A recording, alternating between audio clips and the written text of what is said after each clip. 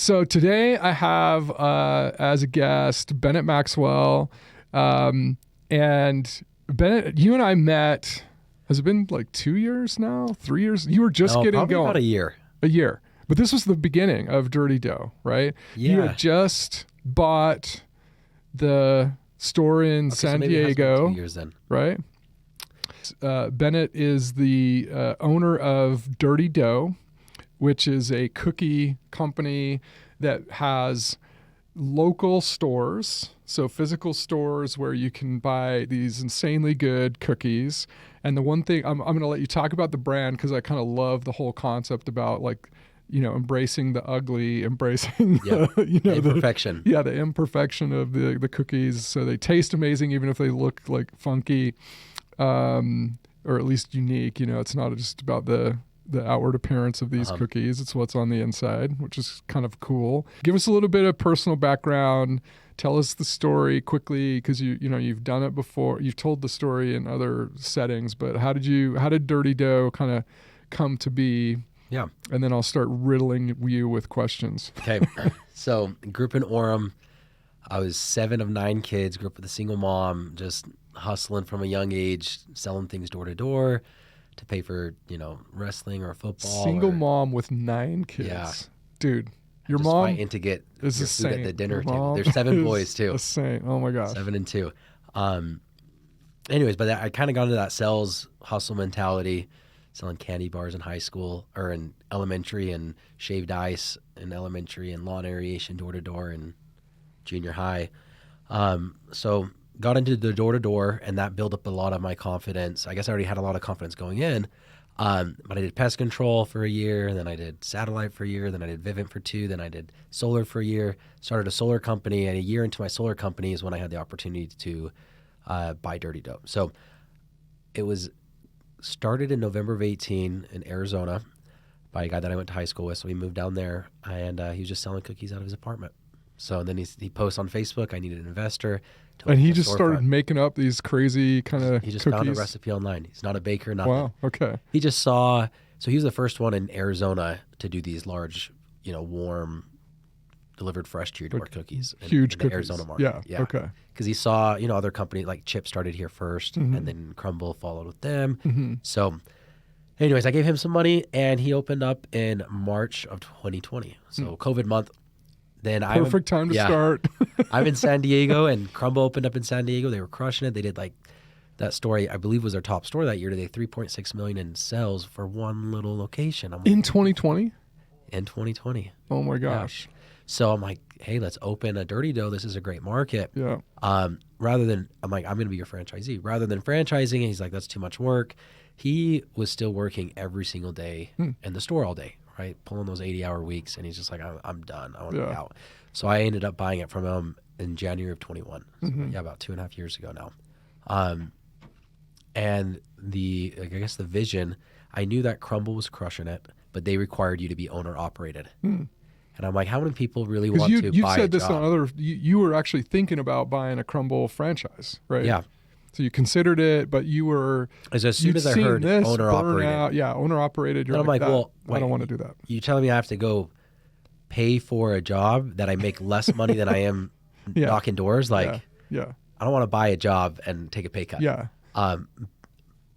But Crumble showed that the cookie model. The cookie model. Yeah. And it works on a large scale.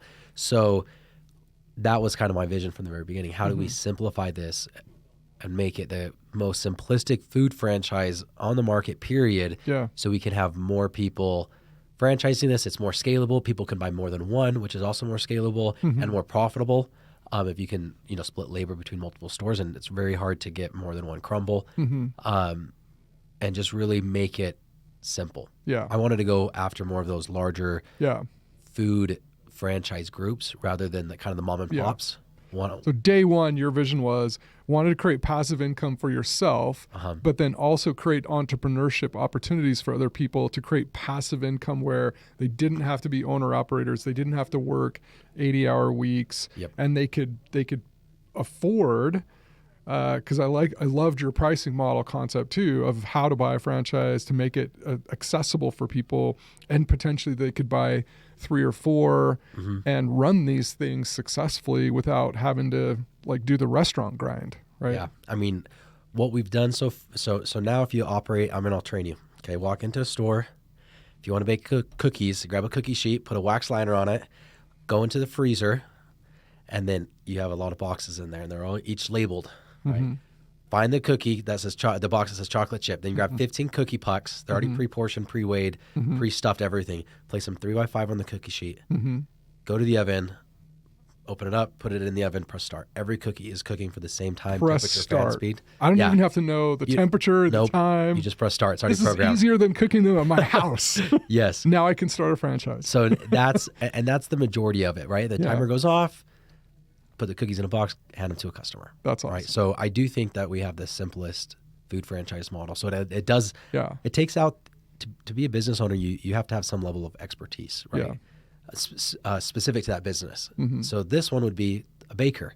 You have to not mix the dough too long or not, too short, because then it's not mixed up. Yeah. But if you go too long, then it starts to become dry. Yeah. And if you make cookies with 40-degree butter, or it's not 40 for sure, but 70 or just 75, depending on what your AC is set on that day, your cookies are going to come out different. Wow. And you don't think about all those things, but when you're making scale and you're like, crap, I have to throw away how many cookies because I messed that up? Yeah. Or I scooped the flour and I didn't check that there wasn't air bubbles, but I also can't pat it down. So we just took that completely out of the mix. And it's just like, you don't need to be an expert baker because you're not actually mixing anything. You just need to put something in the oven. It's awesome. So you have this model where you're doing this mass manufacturing on behalf of the stores. You've got manufacturing facilities strategically located so that you can deliver, relatively fresh.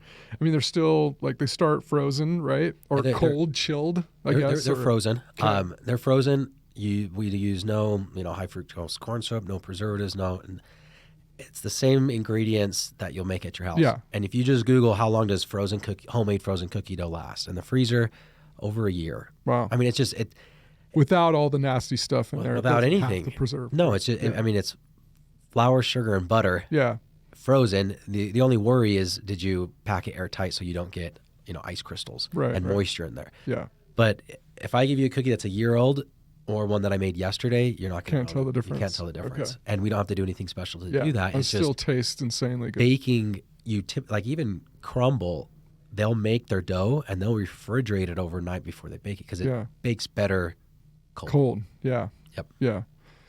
And by the way, I actually tried to get Bennett to bring me some cookies so I could eat them here on the show, but he didn't bring me any because you knew it'd be too sloppy. I'd have like cookie. No, I would have. I just saw that. It was the morning was Jim, come home. I didn't even have shower time to go to the first meeting. I should have given you more. Then the second meeting, and then I'm like, okay, I got 5 minutes to shower, and I'm going to start driving. I did want to show them. I mean, there's lots of pictures online and everything, but I wanted to show like how cool these are because you cut one open, these multi-layered, and they're like insane inside. So that kind of leads to. Part of what you've told before, but I wanted to capture here was that the idea is really what you bought when you bought the first Dirty Dough, or the first, was it even called Dirty Dough? Yeah. But it wasn't the cookies that you have now, right? They were just like these correct, yeah, normal cookies. I mean, normal, but like big cookies or I whatever. would say everything besides the name has changed. The branding, the recipes, the production model, how we're making them, how we're serving them. I mean, just everything is. So these kind of crazy injected cookies that have all these layers of stuff inside is like this really thing that's unique to Dirty Dough, which is really, really cool from a taste perspective. But also, and this is, talk about when you changed all this stuff, you actually created a purpose and created a mission and kind of had this whole idea about Dirty Dough and the, your I won't say mission statement, but like What is the mission statement then? That has the dirtiness? Yeah. That's the mission statement, that is right? The mission statement. Okay, so talk about that. So 2 years ago from this month, I sold the solar company that I was running. And I was only in it for 18 months. But I was in it long enough to be just 100% into business. Family comes second, and health comes second. I mean, You're all in. If you remember me, you probably don't from when we met, but I was over 300 pounds. Yeah. I hit 310 pounds. Yeah. And it was just like, I was gonna say you're looking good. He's looking pretty fit. I don't know if you can tell, like if the camera angle's getting it good enough, but no, I definitely look different. And he came walking in here, not eating a cookie. He was eating like some almonds and some cheese slices and stuff. I'm like, Costco the healthy guy. Yeah. Yep. My wife thanks you for not bringing cookies to the show. I'll have to send some help. We have a protein cookie now, 25 grams of protein. No Best way. Protein cookie you've ever had. How many grams of sugar? I don't know. Oh, okay. I don't advertise that. Okay. No, it has the same amount of sugar as everything My wife else. cuts me off on the certain grams of sugar. No, you can't have one of these then. Okay. Well, I think, anyways, we have But it that has one. good protein. We do have a little bit more unique products because we can also do a gluten-friendly cookie. I do think we have the best gluten-friendly cookie on the market just because of our production model allows us.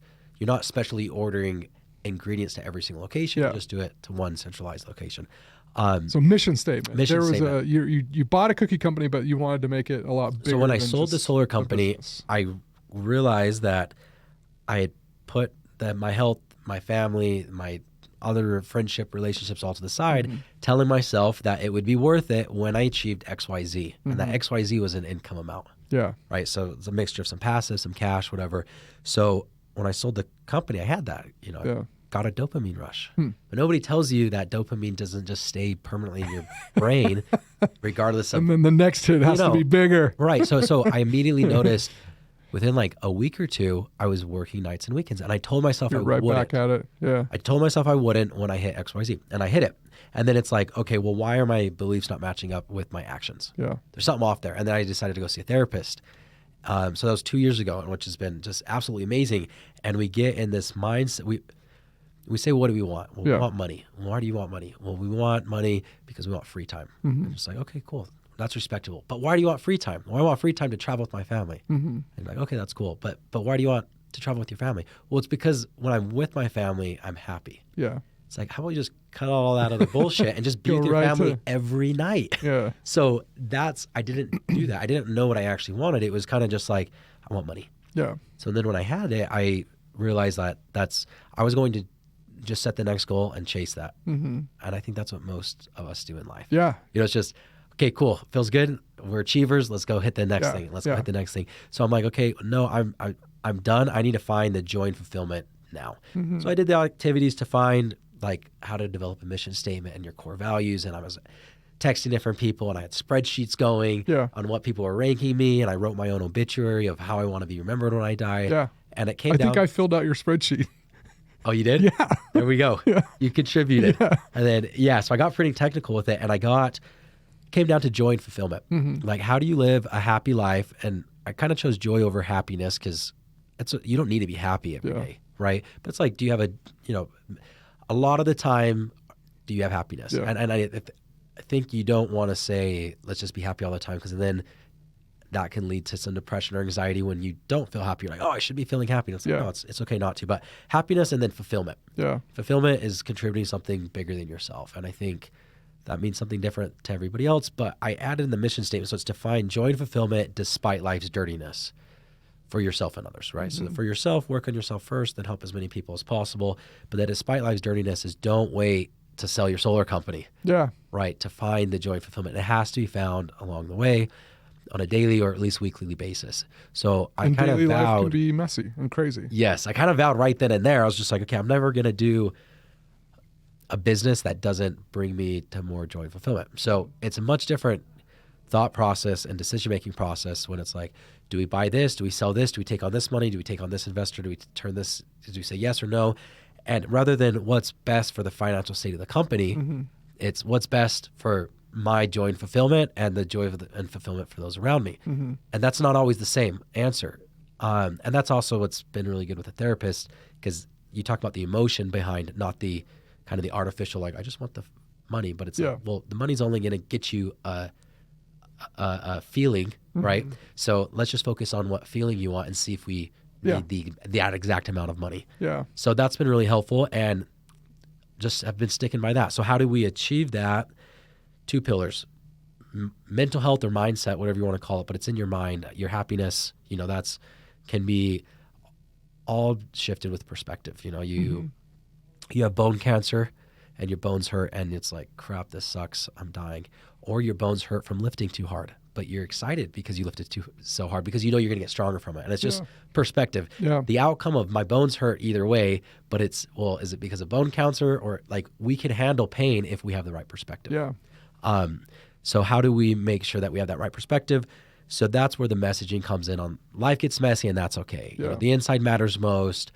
We care about your feelings. All of those things are built into the brand identity. On every packaging, you get a different message like that on the stores. And it's supposed to represent life, in that life is not Instagram perfect, right? The expectation of who we think we should be or what we think we should be doing is just artificially high due to social media. Yeah. I want to kind of bring it back down to normal. It's like, no, it doesn't need to be perfect for it to be enjoyed. And here's a perfect example of that you could, put into your mouth. It's this cookie. And then to kind of take that a step further, we did Life is Sweet Foundation, which is educating kids on mental health. So you convert an old classroom, So K awesome. through 12 Such school. a cool cause. I love it. And I mean, you learn so much as a kid. I do all these mental health, like I do breathing exercises, I do guided meditation, I do red light therapy, I have an ice bath in my garage and a sauna and a massage chair. And like, I didn't know any of these things existed though when I was in high school. Yeah. I didn't even know what emotions were. Nobody really talks negative, about that or talked about that as a kid. just like bury that, right? Yeah. So you convert this, a small classroom, to a mental health education center. Kids come in, the first thing they do is they identify an emotion.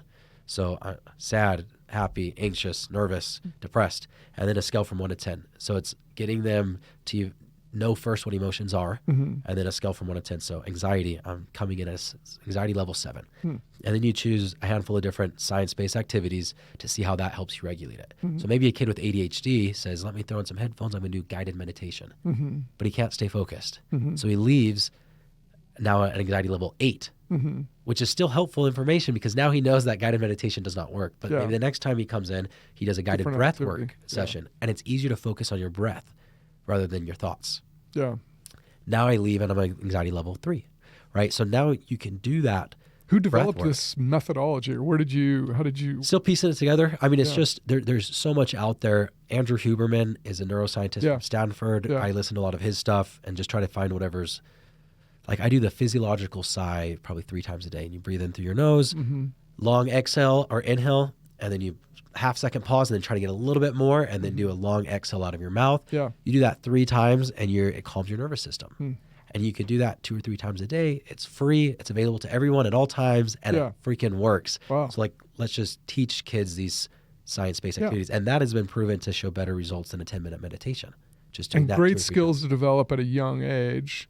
Not only deal with what they're going through right now, but to prepare themselves and to have the tools as they head into adulthood. And when they start a business, they're going to need it. It's hell. Yeah. So anyways, that's the Life is Sweet Foundation. And the goal is to do 1 mental health wellness center per franchise per year in the local community. Okay. So it also gives, so each franchise is kind of associated with a mental health center. Yeah. And are these centers, like, where do you get the space? Are you partnering with people on the actual physical space, or how do you do that? So right now the program, we partner with the Cook Foundation. Greg Cook is one of the founders of doTERRA. And they did this. And so right now we reach out to schools and we say, hey, your school district has been awarded a grant. To accept the grant, do X, Y, Z. Okay. Show us which school is it going. How's it going? How are you guys going to match the funding? Because we do require matching funding. Who's going to run it? How are you going to sustain it? All of those different things. Okay. So the schools are in charge of finding them. Right. And most of them are already wanting to do it. Okay. I mean, do they do it like in the school? These. It's a classroom in the school? Yep. You're converting an old classroom into school. Okay. So there's thousands of these nationwide. Wow. I mean, here in Washington County in southern Utah, there's 39 schools, K through 12 school, K through 12 schools, and there's 39 wellness centers. Everyone already has one. Wow, that's awesome. So now we have a franchise down there. It's like, okay, now let's go somewhere else to contribute. But I do feel like everybody is after fulfillment, and sometimes we just don't know how.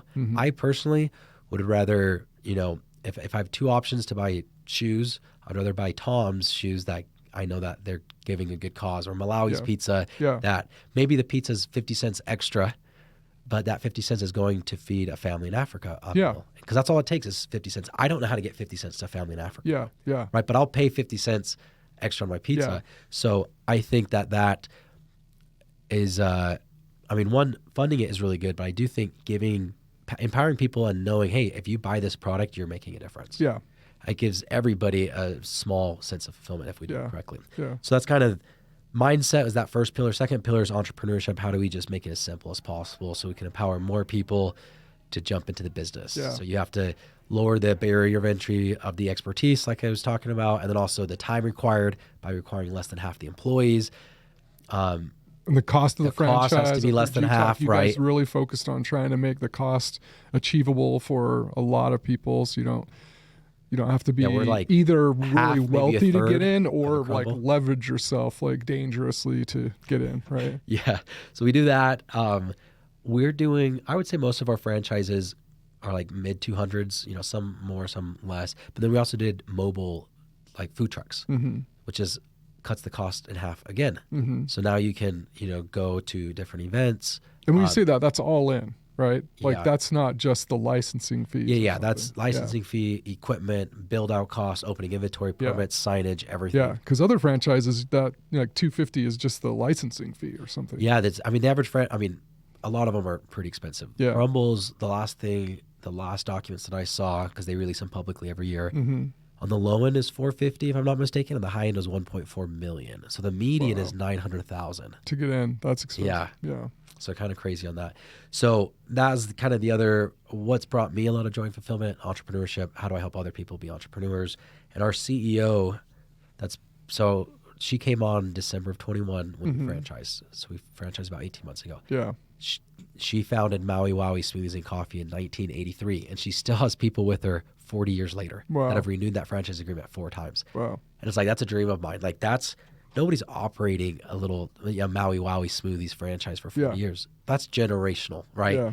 And that's what I wanted. It's like, how do we empower people through a simple model that also can weather the recessions and can also be passed on to generations? But what's interesting to me about that specifically too is that you brought on a CEO.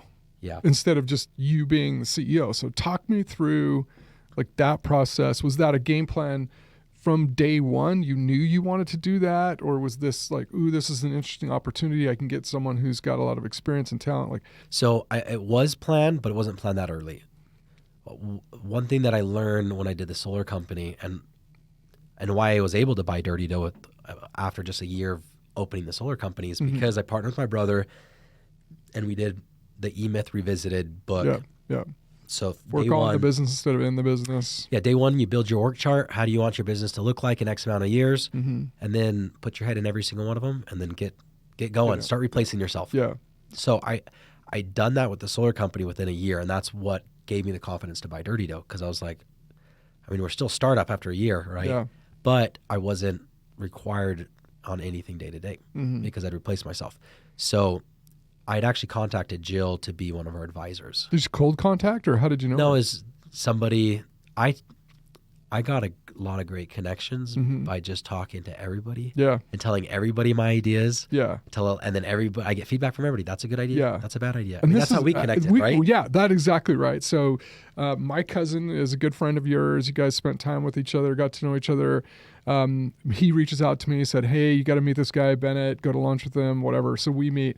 And from the second I meet you, you're like the nicest guy, the friendliest guy, really, really willing to just kind of put yourself out there. Oh yeah, I tell everybody all my secrets. Yeah, but that's the thing is like you were really vulnerable about here's what I'm doing and here's what hasn't worked or what's working, whatever, instead of trying to pitch me just like I'm awesome, everything's awesome, whatever. Yeah. Like, and so very, very quickly I felt connected to you on a more personal level than other founders that I've heard just pitch me and like it's a sales pitch. It's like everything's awesome. Nobody trusts a sales pitch. Yeah. So I have to give you the pros, but I also have to give you the cons, or else my pros mean nothing. Yeah. So I'm a big believer in that in sales, and it's a little bit backwards. Yeah. One of our advisors. Well, Alex Hormozy talks a lot about that actually. He's like, hey, here's all the reasons that don't work. But when you tell people like the things that are real or the things that are the weaknesses, then you come with the strengths. They believe the strengths so much more because you're not just trying to make everything sound like it's perfect. Yeah, and it kind of also eliminates the I need to research. It's like, yeah, go ahead and research. Here's why people buy a Dirty Dough, and here's why people don't. Yeah. If you want an up-and-coming brand, it's higher risk, potentially higher reward. You get better areas at, better pickings at areas. But guess what? We're changing processes on the freaking weekly basis. So you're going to deal with that shit with us, right? You can't look at a ton of financials on all these open stores because there aren't any. We have 28 stores open, and our oldest store's been open for 12 months as far as a franchise goes. Yeah. So it's like people who are looking for more established, more conservative return, they're not going to go with me. Yeah. They go check out a Subway or whatever. Yeah. But, and then it also, you don't want somebody that is wanting some super secure model. I'm not that super secure model because we're so new. Yeah. So it also weeds out because you don't want to sell to everybody. Yeah. So, but John Richards, one of our senior advisor, he told me early on, and he's like, entrepreneurs hide their ideas like people are going to steal their ideas. Yeah. He's like, nobody cares about your ideas. Yeah. And that kind of helped me do it further. And I'm just like, talk to everyone, everything, tell everyone. Here's all the good, the bad, the ugly. You tell me what you would do, and then I take what I like, what I don't like. But because your willingness to do that open and talk to everyone, you've expanded this really, really powerful network of people. And because of that, they were able to you got an introduction to Jill. Yep. And you called her up. I said, hey, we're looking for a third member of our advisory board. And she goes, and I was like, I think we're going to sell X amount of franchises. This is our first month or next month we're going to start selling them. Think we could sell like 30. And she's like, well, if half of what you're saying is true, then you need me to run this. And I was like, is that an option? Because I'll take it. Now, we were not profitable. We didn't have money to pay a big salary. But I knew how to knock doors. Yeah. I knew I could go knock doors and pay her salary. So are people going to buy franchises from how old was I? 29 years old that has never been in food, never been in franchising, and they're going to give us a $30,000 franchise fee, or will they probably give that to Jill? So I kind of think of it with my sales hat on. Yeah, you could sell a lot more with her name attached to it. Yep. Yeah. And that was the truth. And I was fully prepared to stop working at Dirty Dough to go knock doors because I knew that she was more equipped to run it anyway. Wow. For the time being, right? Now, luckily, I didn't have to do it because we sold so many franchises that paid for her salary and I didn't have to go knock doors. But that was the framework of... Your mental willingness to do that says a lot, I think, because it's hard. If you're a founder, like you want to be the CEO, you want to kind of... Yeah, I mean, there's even a little bit of pride, a little bit of kind of recognition attached to that. But you kind of had this, I think, emotional maturity to say, I got to get the right people involved, even if that means, okay, she's going to wear the CEO hat, but that's going to help us be this much more successful. And I'm willing to go and do what it takes to make this work. Yeah. And I mean, I guess on the outward appearance, it looks like I still think it's prideful. I'm just doing whatever is going to make me the most success. It's still selfish. I just believe that was more successful. So I don't want to be like, oh, I'm not selfish. I am selfish. That was the best thing for my business, for my franchisees, which then is going to be, again, more successful for me. I just looked at it a little bit different on how can I get more success quicker. And I thought that was, well, that's cool. That was the way to do it. Yeah. So it's, and it is also, and how long has she been involved? No, about 18 months. Okay. She's been crushing it. Nice. So anyways, it was definitely the right decision.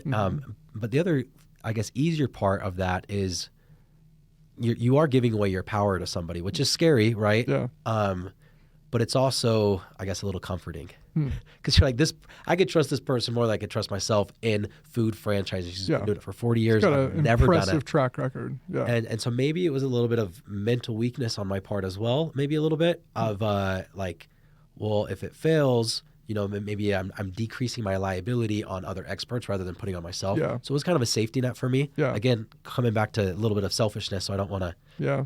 It's just a different way to look at it. Yeah. Well, so it was very comforting actually to do it. Okay. So she comes on. How many franchises had you sold when she joined? Maybe a few. I mean, we were just selling them that same month. Okay. So I don't know if she didn't even meet the first ones because they were already there. Yeah. But yeah. But by that point, you had kind of identified the cookie model. Yeah, we centralized the production. The style. Okay. We found the machines to do it. We were still doing. These are expensive, elaborate machines because we're not talking about just cooking a chocolate chip cookie. Yeah, no, these we're talking about like sticking all these 3-layer weird cookies. inserting different like stuff into the middle of a cookie. So it'll take a peanut butter dough Yeah. and wrap it around a chocolate dough and then inject hot fudge in the very center. Yeah. So 3 layers. It was pretty complex. So we had all that kind of not built out, Mm-hmm. but we had one machine going in our Tempe store. Mm-hmm. We didn't have the warehouse, but we had the lease signed, and we were, and I started putting together the team. Who came up with the idea for that type of cookie? Had you eaten those somewhere before? You'd seen those somewhere before? Dirty dough. I was in the store and somebody said, why is it called dirty dough? A customer said that to an employee. The truth is just because that's what the guy thought sounded cool. Sounded cool, yeah. And the employee said dirty dough means the dough is dirty because we focus on the inside of the cookies, putting in more mix-ins. And I thought, okay, how many cups of chocolate chips we put? Let's increase it by 50%. And then I'm like, that's going to be our thing. That conversation kind of like inspired this whole idea. And then putting it's like crazy stuff in there. Hey, let's do everything needs to have something, not just more mix-ins, but it needs to be stuffed with something. Mm-hmm. But to do it by hand, you just can't. It's not consistent, and you can't put enough in there accurately enough.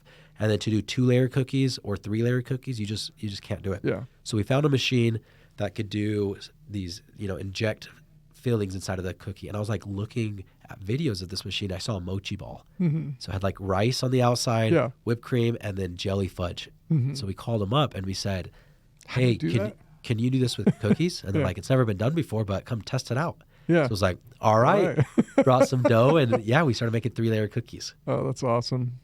So, okay, you started getting this, like, here's the model of cookie for the dirty dough cookie, and it even ties in and strengthens like the whole mission statement. It's all about what's on the inside and despite life's dirtiness and stuff. It's not just about the outward appearance. Get the CEO. And the whole time you're also trying to sell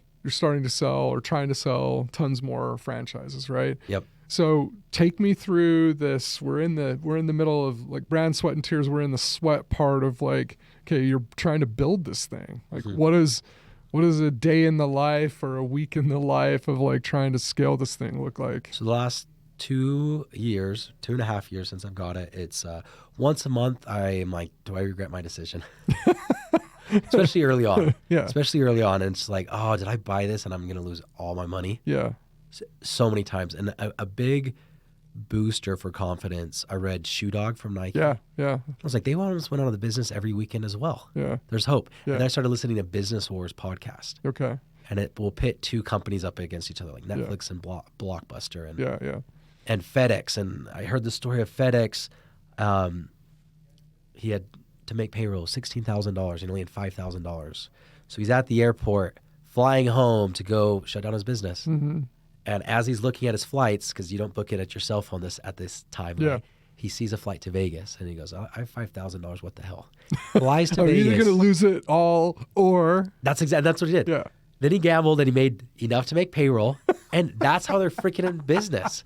And then Domino's, Such a great story. they almost went out of business too because their first store burnt down and they didn't have money to replace it. And I'm just like, oh, this is normal. Yeah. Like there's no picture perfect. There is no overnight success. It's just, are you going to push through? Yeah. And so that gave me the confidence of it's all about pivoting, innovation, getting the right team, and just keep freaking pushing, keep selling, keep going. Yeah.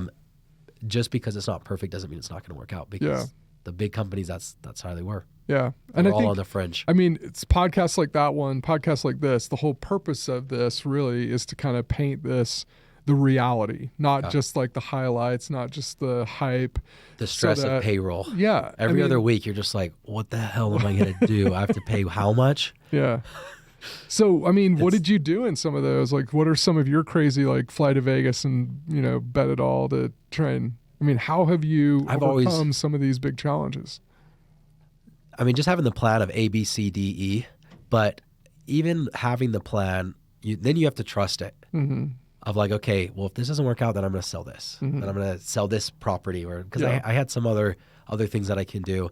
And then again, I'm always like, if I want to raise money, I'm going to talk to 50 people. Yeah. They're like, even though 5 show promise, I'm like, no, I'm going to keep until the money hits my account. I'm freaking going full bore. Yeah.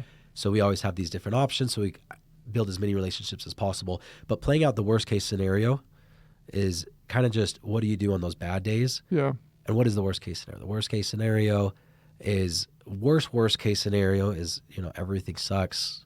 go bankrupt. Yeah. Then what? Lose everything. Lose everything. But then what? Would I still be alive? Yes. And do I know how to knock doors? Yes. I can sell any product door to door? Yes. So it's kind of reminding myself of that. Yeah. The more likely worst case scenario is it's going bad, and instead of raising money or selling equity, I literally would gift the company to a big proven private equity firm that specializes in franchisors, which I know a ton now because they all reached out. Yeah. I would just gift the equity and say, hey, if you could run this better and you'll inject the capital, I don't need freaking anything. Just make sure the franchisees are successful. That's a lot more peaceful, right? Yeah. Just to protect your franchisees' jobs and livelihoods and stuff like that. But playing out that worst case scenario, our brains typically go to worse than worst case scenario. Yeah. Like, I'm going to die if I go bankrupt. It's like, no, I'm not going to die. I just have to go knock doors, and I'm great at knocking doors. Yeah.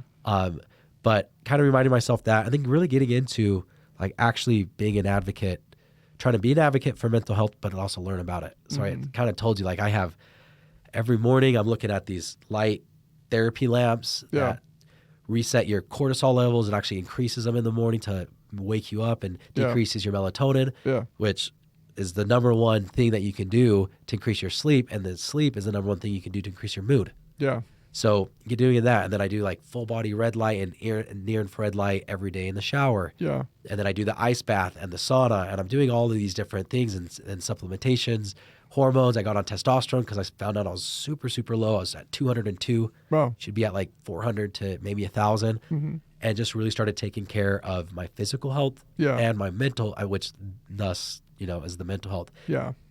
Getting into meditation, breathing exercises, because it's not like how do you mitigate all of the hell that happens. It's how do you smile through it? Yeah. Or you don't even need to smile through it. How do you just get through it? Yeah. And it really comes down to having kind of a calmness in your mind, which is very hard to do. Mindset. There's a bajillion things perspective. You can do to help. Like, we've talked about that. And on a bunch of the other founders that I've been interviewing, it's been this common thread of that it's really, really important as a founder, as a creator, to have a process that works for you. Everyone's doing it a little bit differently, but to have the physical health and the mental health addressed, like that you've got something that helps you, because really what this boils down to is it's about the process. It's about the experience of building, the experience of creating, but that is strenuous. It's stressful. It's hard. It's emotional, crazy.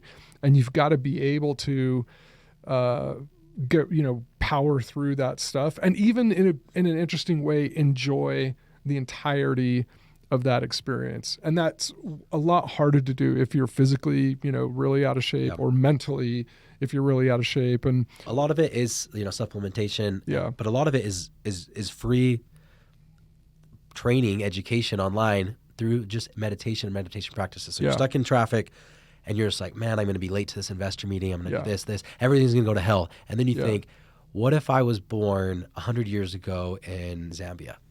And it's like, I would have given anything to be where I'm at right now, right? There's at any given time, anybody listening to this, there's at least 1 billion people, probably 4 billion people, that if they switch lives with you at any given moment, they would consider their prayers answered. Yeah. And then you're just like, that's all you have to do is just tell yourself that. And at least for me, it's like people would switch with you. Mindset shift immediately. The other thing is having the purpose. So I do this once a week too. I'm not regretting buying the business so much anymore, but now it's just like, what the hell am I doing? Yeah. We have offers enough, like I can sell the company enough for enough money that I could put it in an annuities account, take my 5% interest, and live off of that 5% without ever touching the nest egg, and I'm good. Should I do it? And I think, okay, well, if I did do it, what would I do? Yeah. Well, I'd probably spend all of my time fulfilling my mission statement and helping other people find joy and fulfillment by focusing on mental health education and lowering the barriers of entrepreneurship. And then I think, that's what this company's doing, right? I'm doing it right now. I just kind of take a breath and I'm like, so aligning myself to what I would trying to do. What would you do if you're retired? What would you spend your day on? If you're retired and had all the money in the world, okay, build that into your business. And then that will push you through when the money's not worth it anymore. Because it's so freaking stressful. There's so many people counting on you to freaking pay them and so many mouths to feed. And it's just like, what's the purpose? And am I aligned with that purpose and that mission statement? Then I can push through it. But if it's just about the money, then it's like, no, I would have already sold. I would have been done. I would be retired. Yeah. Bored out of my mind. Well, this is awesome because, and this is kind of a good place in the next like 5 minutes or so to wrap things up with, but you have this perspective that you right now you could sell, do the thing, live off of the interest and have kind of a comfortable life, but you realize like this company, this mission is empowering you to do the thing that you'd want to do. So where do you go from here? What are the goals for Dirty Dough? What do the next 5 years look like? Yeah. So we're switching over to a C Corp right now, and we'll do a 5-year play and exit. Mm-hmm. I still will remain part of the company, but I want to probably exit the majority. Mm-hmm. And the reason why I want to remain in the company is because I want to continue running the nonprofit side. Mm-hmm. So one mental health wellness education center per franchise per year Mm-hmm. is really what we're shooting for. But within 5 years, I think we can have 1,000 stores open and over 1,000. And how many do you have right now? We have 27 or 28. Okay. We're open in 2 or 3 a week right now. We've sold 360 something. Kind of have this goal, get to 1,000 stores, 1,000 Yep. wellness centers. Yeah, and why that goal? One, I think it's attainable. I mean, we sold 360 in the first 18 months. Yeah. Now, your stores always lag Yeah. 9 months to 3 years after because, people buy groups and they'll open them over a few years. Yeah. But I think we could do 1,000. Yeah. I think that's attainable, but it's also a big stretch. But who cares about opening 1,000 stores? It's how can I empower, how can I give income to however many employees are at these 1,000? And that's what I try to focus on. How many entrepreneurs are owning these 1,000 stores? Yeah. How many employees? And then how many kids are being educated due to the funding of these stores? The mental centers, the mental health. That's kind of the big picture 5-year play. That's awesome. Were you married when you started this whole thing? Yeah. Okay. So let's give a shout out to the spouse and 3 kids. Yep. As part of this, being a creator, being a founder, you have to have a pretty good support group, a support system, right? So you're going through this whole thing. What's that been like? The moments of like, what am I doing? I'm going to quit. Should I quit? What am I, should I even be doing this? What kind of support system have you had? Where have you gotten strength? I mean, there's a lot of founders that aren't, they don't have a significant other, whether it's a partner, spouse, whatever. Where have you received strength and support through this whole experience so far? A therapist, again, you're not after money. No matter what, you're not. We're after emotions. Money is a means to some end, but it always lands on an emotion. What emotion do you want? Mm-hmm. So why aren't we talking about that emotion? Yeah. And is there other ways to get happiness, there? Joy, are there shortcuts? But so you talk with the therapist and you go straight to the emotion. What emotion am I after in life? Mm-hmm. And then let's talk about all the ways to get there. Yeah. But you talk with an advisor, which are helpful, but it's all about what's best financially for the business. Yeah. Yeah. But this business is an extension of me, and I'm after an emotion, so that is going to override the financial state of the business. Yeah. So that's something that most insurances do a copay, Mm-hmm. $10. Mm-hmm. Go see a therapist, talk about emotions. You don't need to have anxiety, depression, or bipolar. You just go talk to somebody about what you want in life on the emotional side. Advisors have been really good. Mm-hmm. My spouse has been amazing, more so recently because of a change that I made. Mm-hmm. She's always been so supportive because we've been fortunate that doing the door-to-door, we've always made a lot of money, more than we've spent and been able to save. So she's always just trusted me and hasn't got involved, doesn't like freaking check bank accounts or nothing. Like she's like completely out there. And so because of that, I wanted to keep that trust with her and not show any vulnerability even to my wife. So I'd be like, freak, I don't know how I'm gonna make payroll, but I wouldn't tell her that. Yeah. Now I do. Now I'm like, babe, I had the worst week. Like I almost had a panic attack. Like I feel like I know what anxiety is now. Yeah. And leaning on her, then she's able to help me so much more than she was. Yeah. Like just having her kind of not try to get involved and not, because I thought that would kind of stress me out. Yeah. But no, now I'm like being more vulnerable with her, and then she is able to support me so much better than just like staying out of it. Yeah. That's awesome because I've personally experienced that. There have been definitely as an entrepreneur things that I've shielded my spouse from because I didn't want to stress her out. And so for me, it was like even less I wasn't worried about being vulnerable in front of her. I just didn't want to add more stress to her and add anxiety to, she's already got a lot of things that she's worried about, and adding stress to that was something I was trying to avoid. But I found when I was really open and say, hey, here's where we're at, here's what we're going on, she's really awesome, really supportive. And I've seen that with other founders that I've talked to too, is like in not wanting to open up or trying to like bottle it all in or keep it all to yourself. That can be kind of destructive.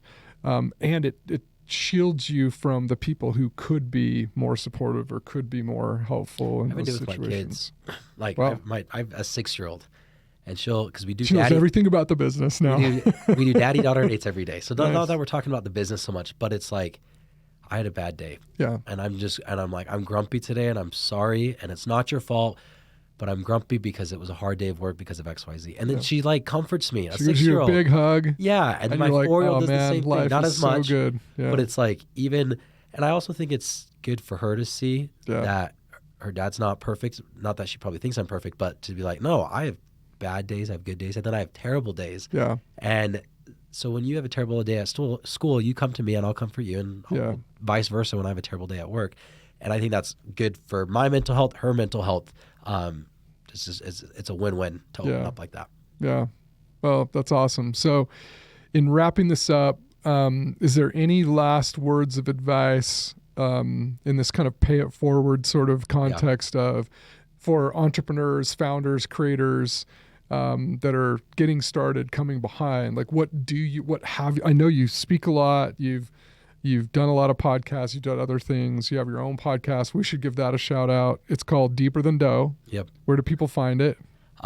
Everywhere, anywhere you listen to podcasts. Okay, Deeper anywhere Than Dough. On all the places, Deeper Than Dough. And if they're interested in a franchise, dirtydough.com. Yep, you can apply there. Awesome. What advice do you give? What are some meaningful things that you tell other founders, creators? I mean, consumer stuff is hard, right? People are fickle, trends come and go. What advice do you give to up and coming creators? Focus on the purpose and the emotion that whatever a successful business is going to give you. What is the emotion that you feel every day? What does that life look like? Who are you giving? Because everybody's like, oh, I'm going to donate money when I have all this money, blah, blah. It's like, no, you could just figure out what you need to do to have that fulfillment. So right now today, you're not donating $100 million to have a hospital named after you, but you're donating free cookies even though you're not profitable. Yeah. Like, do that every week. Yeah. Right. Or go spend some time with Big Brothers, Big Sisters, or, a local, just take a second to imagine. Yeah. Go spend some time with the senior citizens. What would you do in a perfect life if you had all the money in the world and you're retired? And then how do you build that into your life and into your business? And that is something that I would say one piece of advice. And the second one is, as you're in your business, I would recommend everybody sees a therapist as a business owner and talk about the emotion behind what you're trying to do rather than, 100% it's superficial to talk about money. Yeah. Because money, we know that money only gives us an emotion based on what we're going to buy. Yeah. So let's just figure out that emotion and see how we can get there sooner rather than waiting on the money. Yeah.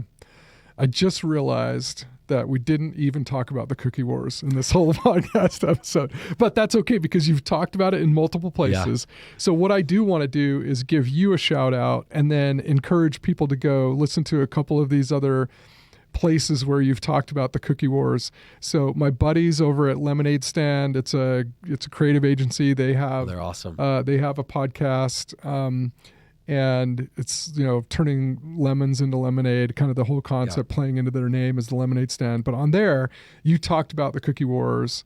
Talked about this turning a huge lemon, like this lawsuit that was threatening to shut you guys down, kill you. Mm-hmm.